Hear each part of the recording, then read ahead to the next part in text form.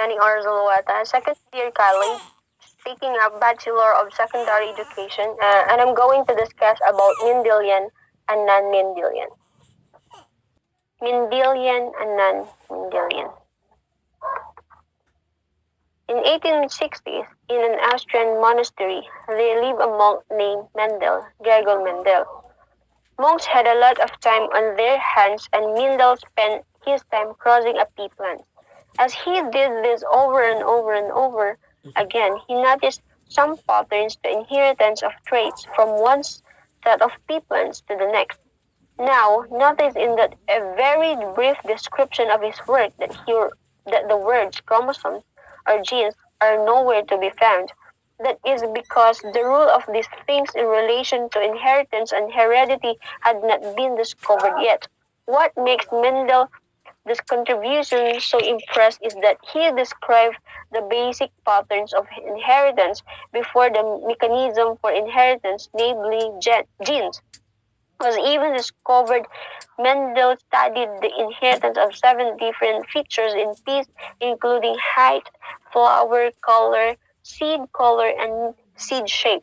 To do so, he first established pea lines with 2 different forms of features, such as tall versus short height. He grew these lines for generations until they were pure breeding, always produce offspring identical of the parents, then breed them to each other. Observe how the traits will inherited.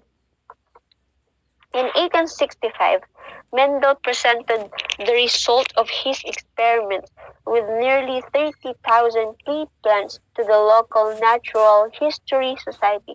Based on the patterns he observed, the counting data he collected, and a mathematical analysis of his results, Mendel proposed a model of inheritance in which characteristics such as flower color, plant height, and a seed shape were controlled by pairs of heritable factors that came in different versions. One version of a factor that dominant form could mask the presence of another version, the recessive form. The two paired factors separated during gamete production, such that each gamete sperm or egg randomly received just one factor. The factors controlling different characteristics were inherited independently of one another.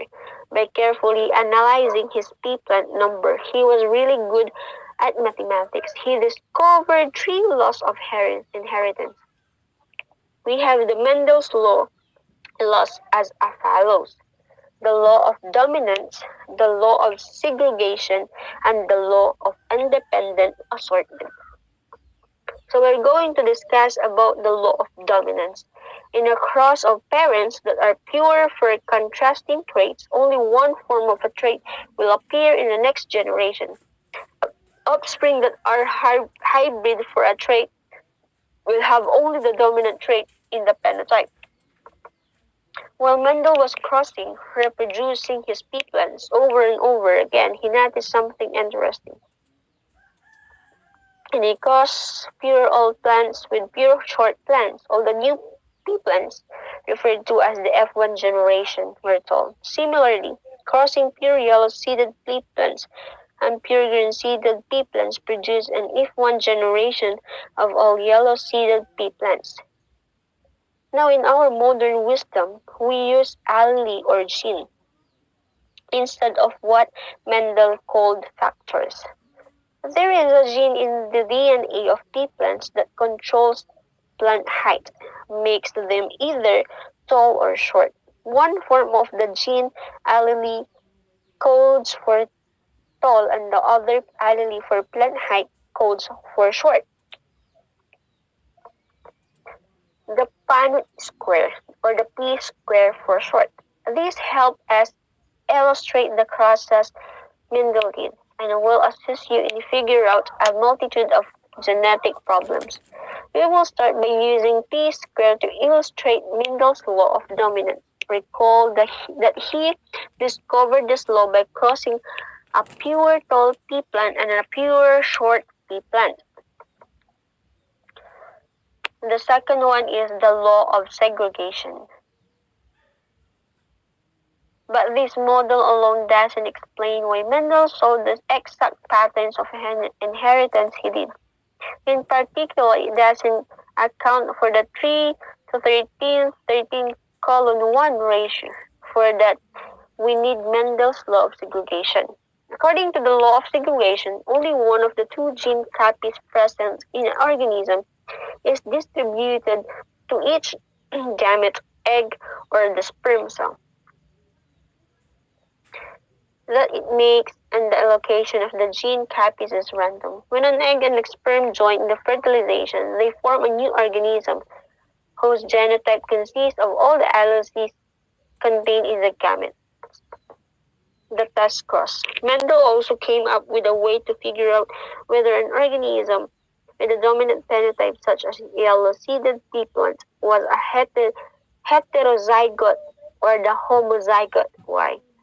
This technique is called a test cross and is still used by the plant and animal breeders today. The law of independent assortment.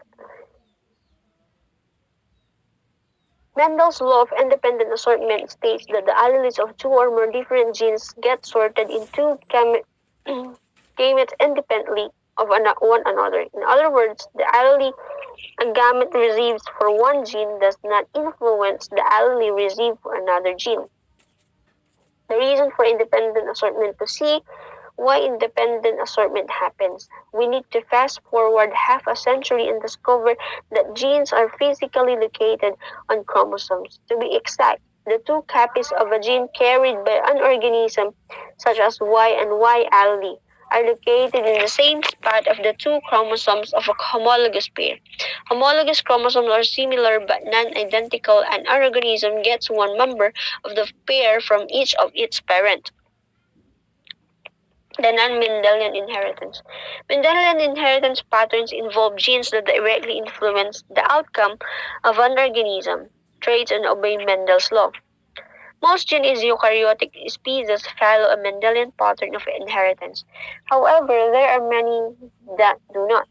Non-Mendelian inheritance is a general term that refers to any pattern of inheritance in which traits do not segregate in accordance with Mendel's laws. These laws describe the inheritance of traits linked to single genes on chromosomes in the nucleus. We have that codominance. Codominance is believed to be a violation of the law of dominance. When the alleles for a particular trait are codominant, they are both expressed equally rather than a dominant allele taking complete control over a recessive allele. This means that when an organism has two different alleles, it will express both at the same time. Example, speckled flowers, where the plant breeder has bred two different colors of flower together, resulting in a speckled hybrid that has patches of color from both parents. Sometimes we're going to discuss about the incomplete dominance. Sometimes in a heterozygote dominant, allele does not completely match the phenotypic expression of the recessive allele, and there occurs intermediate phenotype in the heterozygote. This is called incomplete dominance. With codominant alleles, both traits are expressed at the same time. With incomplete dominance, the same thing occurs with the traits that are blended together rather than occurring in discrete patches.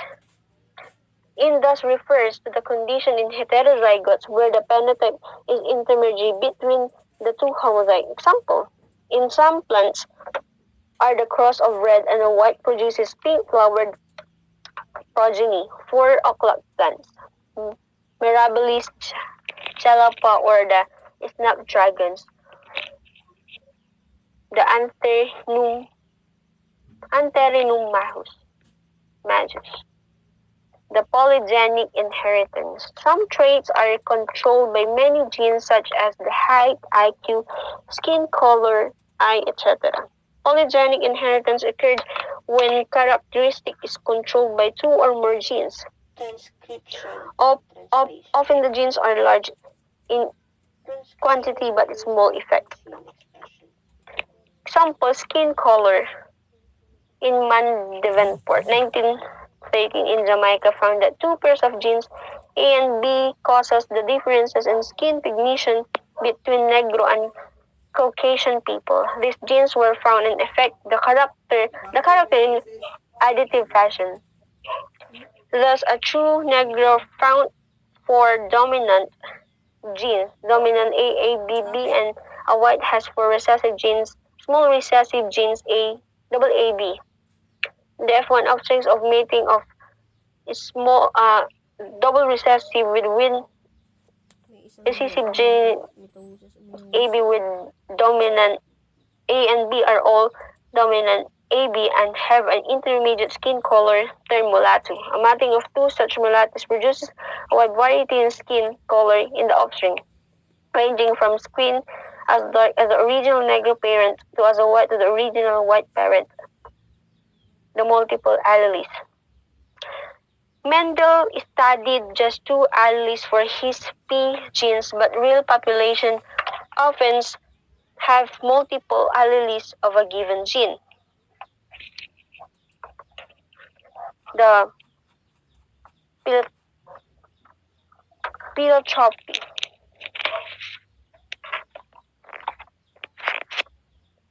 Some genes affect many different characteristics, not just a single characteristic. An example of this Marfan syndrome, which result in several symptoms, usually in tall height, thin fingers and toes, lens dislocation, and heart problems. These symptoms, although not seem to be directly related, can be traced back to the mutation of a single gene. The gene linkage. Each chromosome contains more than one gene. If the genes are situated in the same chromosome and are fairly close to each other, they tend to be inherited together. This type of coexistence of two or more genes in the same chromosome is known as linkage. For example, some combinations of wing shape and body color are inherited together. Fruit flies that have round bodies are more likely to have normal wings, while fruit flies that have black bodies are more likely to have vestigial wings. And lastly, we have the extranuclear inheritance. In this extranuclear inheritance, though the genes of nuclear chromosomes have a significant and key role in the inheritance of almost all traits from generation to generation, they altogether can be considered as the sole vehicles of inheritance. Certain experimental evidence suggests that occurrences of certain extranuclear genes or DNA molecules in the cytoplasms of many prokaryotic and eukaryotic cells. For example, mitochondria and chloroplasts have their own DNA and reproduce on their own inside each cell. Mitochondrial DNA is passed down from a mother to her offspring because the mitochondria in sperm cells don't make it into the egg. Thus, the intermitochondrial DNA in the offspring, whether male or female, originally come from the female parent only. That is about the Mendelian and non-Mendelian.